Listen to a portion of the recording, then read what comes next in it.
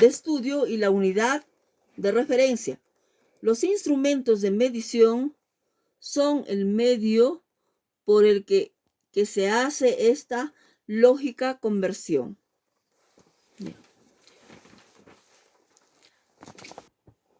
A ver, van a rellenar esta tabla. Es otro trabajo de medición. Van a llenar la siguiente tabla escribiendo los diferentes ítems que se indican. Los ítems son los siguientes. A ver, tenemos lapso que demora un nadador en recorrer 100 metros.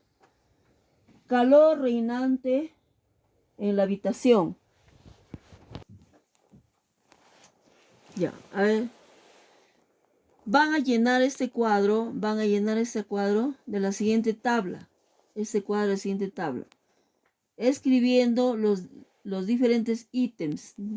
Aquí hay unos ítems que indican, por ejemplo, uno de ellos dice, lapso que demora un nadador en recorrer 100 metros. El otro dice, calor reinante en una habitación. El peso de un estudiante. Espacio ocupado por un líquido dentro de un beaker. Altura de una persona. Área que tiene un terreno. Cantidad de muestra mineral usada en un análisis. Rapidez con la que se desplaza un bus. Ya, hay varias magnitudes, ¿ya? Hay temperatura, volumen, peso, longitud, tiempo, etcétera, etcétera, ¿ya? Entonces ustedes tienen que identificar cada una de esas magnitudes y van a rellenar esta tabla. Primero el ítem. El ítem, no, ahí está ya enumerado. Ahí está indicando el ítem, ahí está, a ver, 1, 2, 3, 4, 5, 6, 7, 8, hay 8 ítems, 1, 2, 3, 4, 8 ítems, ¿ya? Y tienen que rellenar todos estos cuadros, acá hay 1, 2, 3, 4, 5, 6, también 8 recuadros. Tienen que rellenar con el primero el ítem, luego la magnitud. La magnitud, después el instrumento de medición, con qué se mide la magnitud. La unidad de medida, en qué unidad está dado esta medida. El símbolo de la medida y luego el ejemplo el resultado ya de la medida que se ha hecho, ¿no? El resultado. Aquí les he anotado un ejemplo. Acá tienen dos ejemplos. Por ejemplo, en el caso del nadador, la magnitud es el tiempo. El instrumento de medición es el cronómetro. La unidad de medida es el segundo. El símbolo es S. El ejemplo de resultado es, por ejemplo, son 58 segundos, ¿no? Otro ejemplo que yo les he dado es lo del estudiante. Su magnitud es peso, ¿no? Instrumento de medida se mide con la balanza.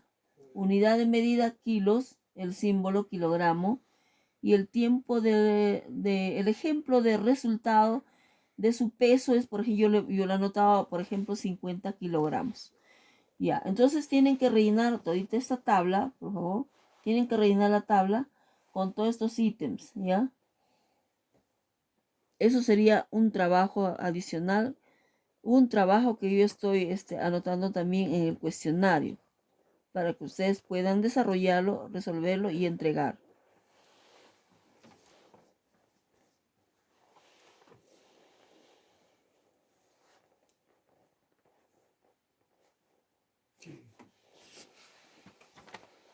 Ya, ahora continuemos con la superficie libre de los líquidos. Tenemos acá un ejemplo. La superficie libre de los líquidos no es plana, sino que forma una superficie curvada que se llama menisco, se llaman meniscos. ¿Ya? La medida del líquido se hace en dirección tangente. La tangente, se traza una tangente ahí. Al menisco, esos son los meniscos. Y poniendo los ojos Ahí están los ojos a la altura de este. Está a la altura de este. Para evitar errores de paralaje. Para evitar errores de paralaje. Este es un menisco cóncavo y este es un menisco convexo. Vamos a ver un ejemplo de lo que es. Este es un menisco cóncavo y esto es convexo. Cóncavo, convexo. ¿Ya? Aquí tenemos un ejemplo, un menisco cóncavo, ¿no? Ese es para la vista, va en dirección al menisco. Igual, ese es un menisco convexo. Observen bien.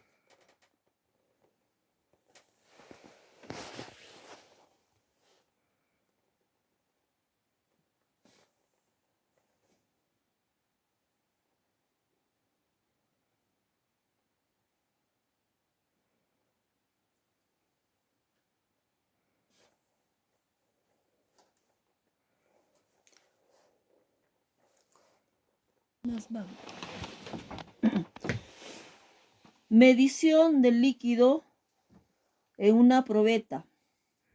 Medición del líquido en una probeta. Para realizar la lectura correcta, se debe colocar los ojos a la altura del menisco. ¿Ya? Colocar los ojos, ahí está, a la altura del menisco. Ahí está el ojo, ¿eh? A la altura del menisco. Estos son los meniscos. Si es cóncavo, la parte más baja del menisco es la que nos indica la medida del.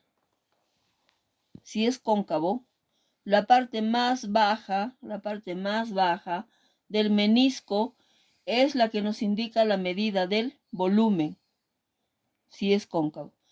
Si es en algunos líquidos como el mercurio, el menisco es convexo, como en este caso. Si es convexo, por lo que en este caso la medida lo proporciona la parte más alta del menisco. Aquí la parte más alta del menisco. Se traza una línea recta, ¿no? Cóncavo, convexo. La vista está en esa dirección, en la línea recta, ¿no? De esta manera entonces se puede hacer la lectura.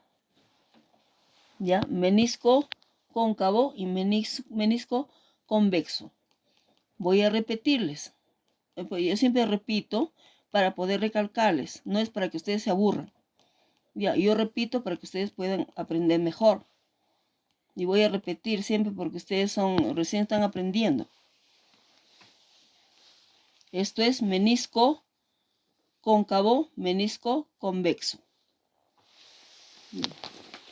En el laboratorio se hacen experimentos. Algunos experimentos, por ejemplo, como medición con probetas. Ya, medición con probetas. Les voy a hacer una pregunta para que ustedes puedan responder en el cuestionario también. ¿Ya? ¿De qué capacidad son las probetas que hay en el laboratorio? ¿De qué capacidad son las probetas que hay en el laboratorio? Esto me tienen que responder en el cuestionario. A ver, mide. Esto se hace en el laboratorio. Pero como no están ustedes en el laboratorio, que quede esto como teórico. Mide 20 mililitros de agua en la probeta de 25 mililitros y luego en la de 50 mililitros. ¿Encuentras alguna diferencia? Explícala. ¿Ya? Primero mides 20 mililitros de agua en la probeta de 25 mililitros y luego en ella mides 50 mililitros. ¿Encuentras alguna diferencia? Explicar. Ahora, otra pregunta que también tienen que responder en el cuestionario.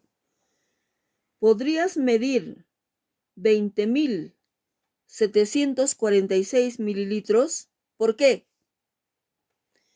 ¿Podrías medir 20.746 mililitros? ¿Por qué? El error de un aparato de medida es salvo que se indique lo contrario. La menor medida que se puede apreciar, o como mucho la mitad de ella, ¿cuál es el error de la probeta utilizada? Expresa la medida de los 20 mililitros con su error correspondiente. Parte experimental que también se hace en el laboratorio. Medición con pipetas. Esta es una pregunta también para el cuestionario, ¿eh? ¿De qué medidas son las pipetas en el laboratorio?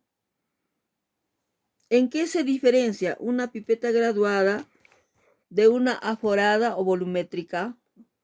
Ya, escribí todas las diferencias. Esto como experimento. Se introduce la pipeta en el recipiente que contenga el líquido a pipetear y se succiona con una bombilla o con una jeringa por la parte superior hasta alcanzar un nivel algo por encima del enrase o de la medida que queremos, ¿no? Aflojando luego la presión de forma que entre el aire para que el nivel del líquido descienda hasta el vertido. Se hace dejando caer el líquido, no soplar, ya que la última porción, 1 o 2 gotas, no está incluida en el calibrado. Echa agua en el vaso de precipitados y practica la medición con pipetas. Esto se hace en el laboratorio, solamente les estoy indicando como teoría, pero esto se debe hacer en el laboratorio con materiales, en este caso con pipetas. Otro ensayo que se puede hacer es en 4 tubos de ensayo echa 1 mililitro, 2 mililitros, 4 mililitros y 8 mililitros. Y expresa las medidas anteriores con su error. ¿Cuántas gotas hay en 1 mililitro de agua? Es otra pregunta para el cuestionario.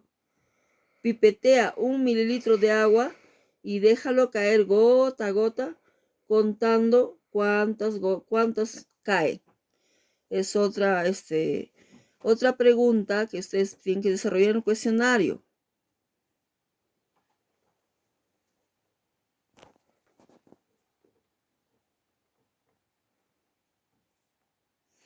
¿De qué medida son las buretas que hay en el laboratorio? Para manejarlas hay que colocarlas siempre la bureta en un soporte universal y poner un recipiente debajo. Comprobar que la llave de la bureta está cerrada. En un vaso de precipitado, coger un poco de agua y llenar la bureta. Esto se hace también en el laboratorio experimentalmente, pero que quede solo como teoría. Coloca el vaso bajo la bureta y enrásala. Practique vaciándole de 5 en 5 centímetros. Expresa 5 centímetros cúbicos con su error. Esto se realiza también en laboratorio, pero que quede como conocimiento teórico. Ya, pero la pregunta sí voy a colocarla en el cuestionario. ¿De qué medida son las buretas que hay en el laboratorio? ¿No? Eso les voy a ponerla como pregunta.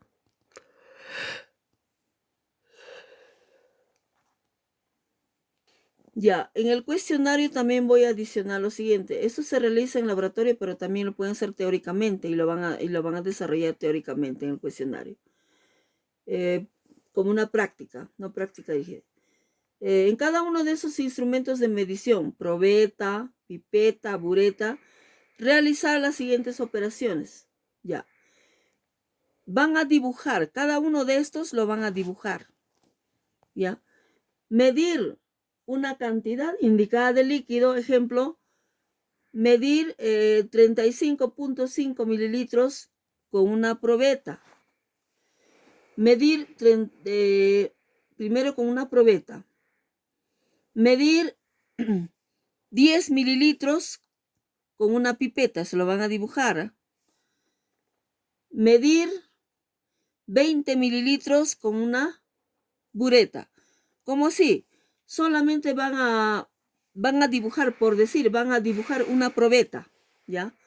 Una probeta, les dije, una probeta será pues de 100 mililitros, ¿no? Si es una probeta de 100 mililitros, van a pintar 35.5 mililitros de color celeste, por ejemplo, o rosado. Van a pintar hasta ese volumen. Igual en la pipeta, el volumen que les he indicado, lo van a pintar. En la bureta igual, lo van a pintar, también ese volumen indicado. Ya, y eso lo van a presentar en dibujo. Eso sería el trabajo que van a hacer. También en el laboratorio se hace, por ejemplo, agregar al recipiente una cantidad cualquiera y leer el resultado. Calcular el número de gotas contenidos en un mililitro en la bureta, pipeta y gotero. Pero eso también lo van a hacer teóricamente, ya. Teóricamente me van a calcular, me van a calcular el número de gotas contenidas en un mililitro, ¿ya? El número de gotas contenidas en un mililitro de agua, pues puede ser con agua o con cualquier otro líquido, ¿no? Calcular el volumen de una gota en cada uno de los anteriores instrumentos, pues eso también se hace en el laboratorio, pero eso no lo van a hacer, solo es teórico, como conocimiento teórico. Calcular por estimación tanteo el volumen en un vaso de precipitado, en un Erlenmeyer o en un tubo de prueba. Comprobar el volumen usando una probeta. Eso también es teórico. Agregas esto, Mario. Prácticas que se hacen sobre mediciones, parte experimental en el laboratorio, sobre mediciones. Manipulación de instrumentos, se verifica la escala del instrumento y sus subdivisiones, luego se practica la lectura. Hay que verificar cada instrumento, ¿no? Su escala de graduación, tanto de la pipeta, la probeta, la bureta, el vaso, el Meyer, etc., ¿no? Se mide el volumen de un líquido en la probeta, en la pipeta y en la bureta, ¿no? Se da una cantidad de líquido para medirlo, la cantidad. Luego se lee el volumen, ¿no? De la cantidad de líquido colocado en cada recipiente. Luego se coloca se calcula la cantidad de gotas que tiene un mililitro. La cantidad de gotas que tiene un mililitro con un gotero, con una pipeta y con una bureta, ¿no? Se mide la cantidad de gotas que tiene un mililitro. Primero con un gotero, una pipeta y una bureta. Luego se calcula el volumen de una gota en cada uno de los instrumentos. Puede ser una bureta, una pipeta, una probeta, ¿no? Puede ser un gotero, una pipeta, ¿no? En todos estos materiales se tiene que calcular el volumen de una gota. Calcular al tanteo también con un vaso de precipitado, matraz o tubo de ensayo, ¿no? Se calcula, por ejemplo, el volumen de un vaso aproximado y real, de un Erlenmeyer aproximado real, contenido de líquido, ¿ya? De un tubo aproximado real, con una bureta, con una pipeta y con un gotero. Se hace una primera lectura, una segunda lectura, una tercera lectura y luego se saca un promedio, ¿ya? Eso se hace en laboratorio.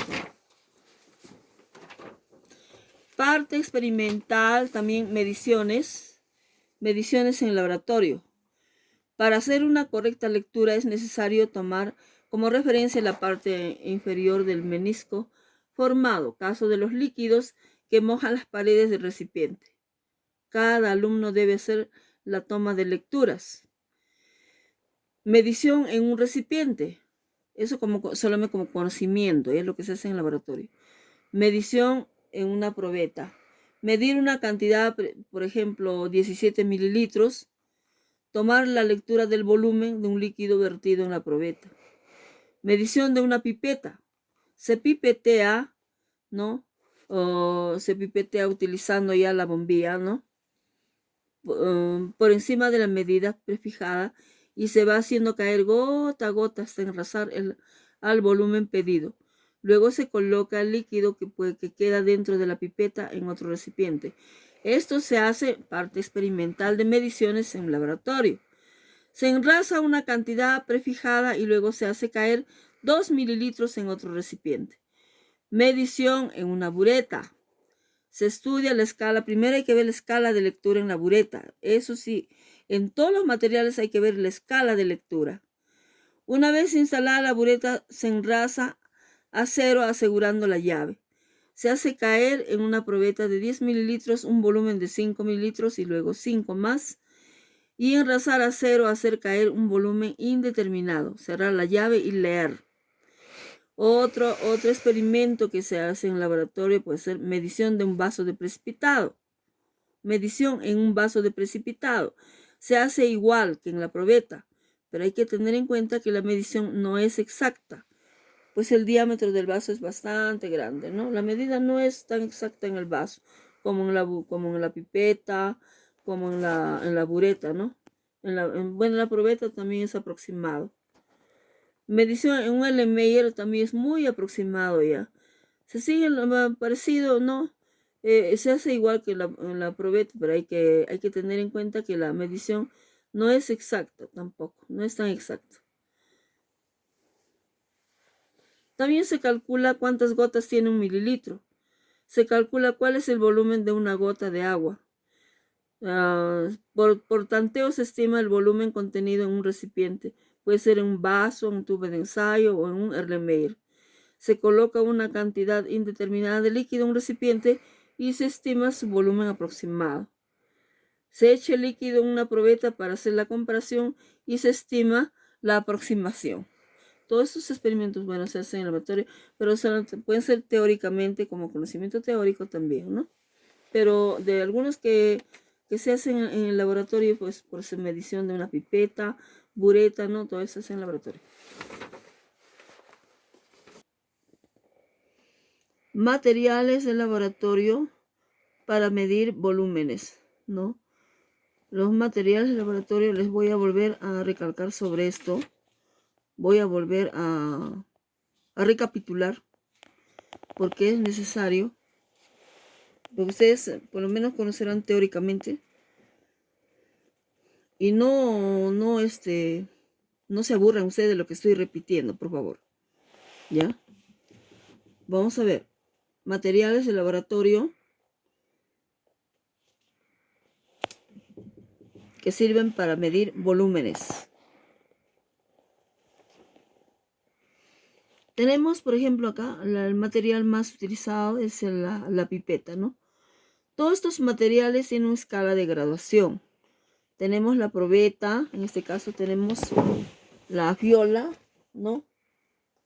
Aquí tenemos una probeta, la fiola, el vaso precipitado, el matraz Erlenmeyer,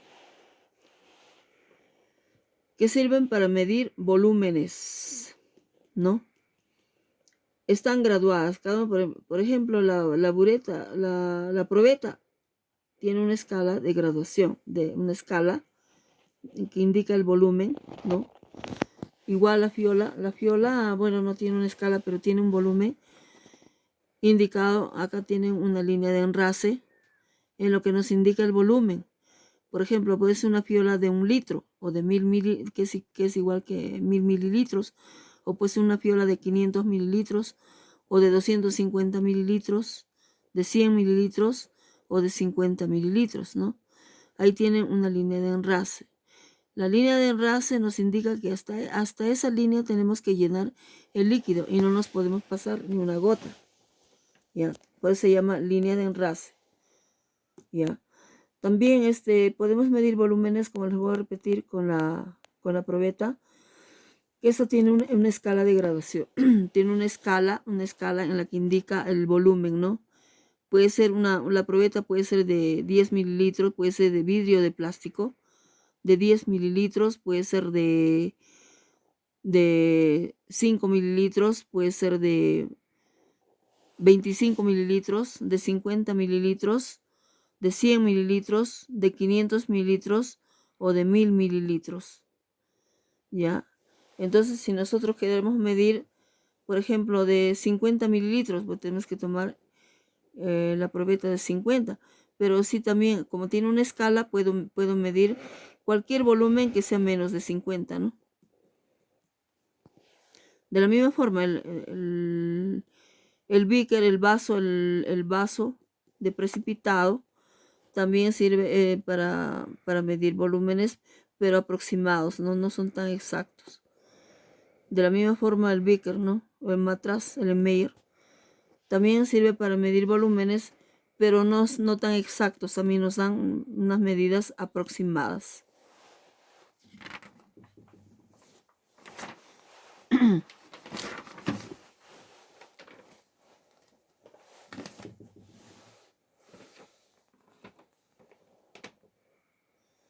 Tenemos materiales aquí, tenemos una fiola, una probeta, ¿no? Aquí tenemos un matraz en la Meyer, un beaker. Todos estos materiales e instrumentos también sirven para medir volúmenes, como les voy a repetir, ¿no? Aquí también tenemos materiales volumétricos, tenemos fiolas, tenemos pipetas, probetas, ¿no? Buretas. Todos estos materiales son para medir volúmenes, materiales volumétricos.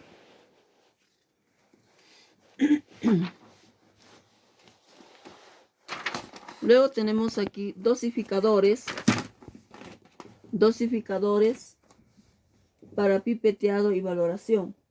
Dosificadores acoplados a ciertos frascos, como este caso, ¿no? Bureta acoplable a un frasco. Tenemos pipetas dispersadores.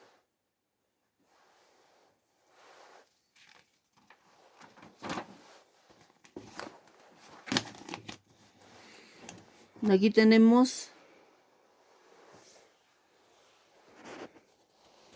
una bureta. La bureta tiene una escala de graduación. Si nosotros, para utilizar, lo que tenemos que hacer con esta bureta, en primer lugar tenemos que lavar. La bureta debe estar limpio y seco. No debe estar contaminado con ninguna traza de partículas de sustancias sólidas o líquidas, ¿no? Tiene que estar completamente limpio. Pues hay que lavar y secar. Entonces, para utilizar, se tiene que llenar con un líquido la bureta utilizando un embudo en la parte superior. Utilizando un embudo vamos a llenar con un líquido. Para llenar, al momento de llenar el líquido, tiene que estar completamente lleno,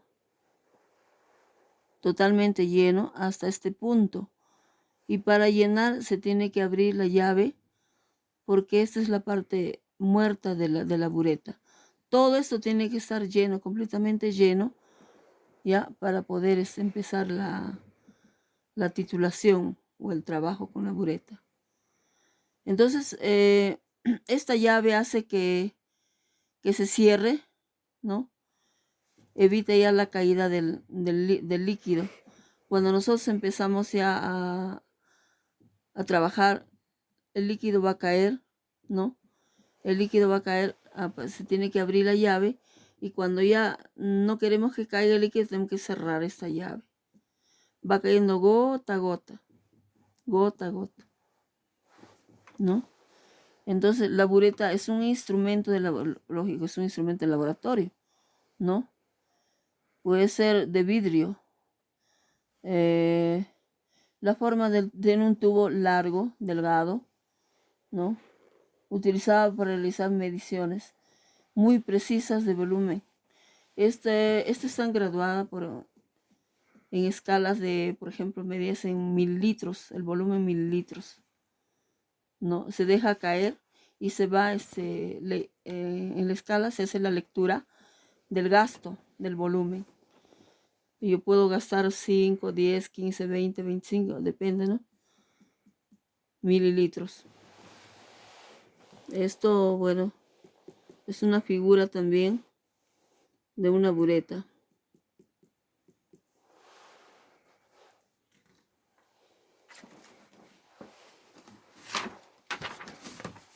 Esta es otra figura de la bureta. Para utilizar la bureta se tiene que sujetar a un soporte universal mediante unas pinzas. La bureta no tiene que estar en el aire, ni tampoco se coge con la mano. Tiene que estar sujetada mediante pinzas a un soporte universal. Debajo de la bureta hay un vaso, un beaker, puede ser un matraz o un vaso, ¿no? Donde va a caer el líquido de la bureta. Ya, esta es la forma de colocar la bureta. Tiene que ser en un soporte universal. No se puede coger con la mano así directamente, no. Tiene que estar sujetado, colocado a un soporte universal mediante pinzas, como ustedes pueden observar la figura. Generalmente para titulaciones, por ejemplo en volumetría, se utiliza el beaker. Bueno, en ese caso, ¿no? Puede ser el matraz en el Meyer o puede ser el vaso o el matraz. O en este caso el beaker, ¿no? Yeah. También tienen su escala de graduación para medir el volumen, ¿no? En este caso puede ser de 100, de 250, de 500 o de 1000 mililitros. El volumen varía. Son materiales de vidrio, todos son de vidrio.